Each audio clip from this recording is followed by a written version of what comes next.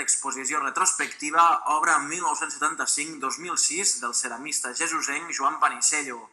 El director dels Serveis Territorials de Cultura, Xavier Vega, ha explicat que, tot i que organitzar aquesta exposició requereix un esforç per part dels serveis territorials, aposten per Joan Panisello.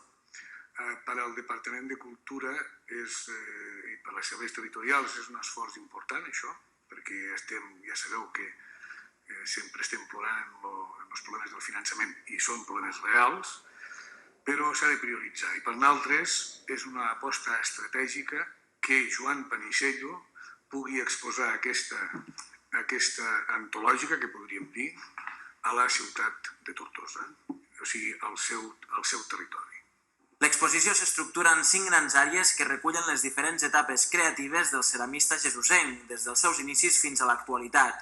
Juntament amb les obres s'exhibeixen fotografies, dibuixos preparatoris, mostres de colors i materials que posen de manifest la importància del procés tècnic i creatiu.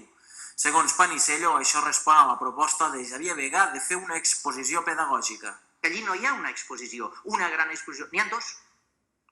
Gràcies al director, que aquella tarda, com vos he dit, en 2 hores i mitja, va veure-ho tot claríssim, me va dir que volia que fos pedagògic i m'ha fet portar mostres, clar, de 8.000 mostres de color, me n'has de portar per a totes les sales i estos dibuixos. Ui, això seria estupendo que la gent ho veigués. Ui, però quin munt de fotografies. Mira, si fem una seqüència, la gent veurien com, des que pastes la terra fins que surt l'obra del forn, treballes les escultures dels arbres. 18 fotografies, veureu, ocupen tota una paret. I baix al darrere n'hi ha 4 més, i allà n'hi ha 6 més, i de recristal·litzacions, i de dibuixets, i d'esbossos. Clar, realment, la paraula pedagògica, que va ser una de les seues metes, s'ha aconseguit gràcies, ja dic, al treball de tothom. L'exposició, que es podrà veure del 25 d'abril al 25 de maig, ha estat organitzada pel Museu Nacional de Ceràmica de València, on ha estat exposada des del passat 31 de gener fins al 13 d'abril.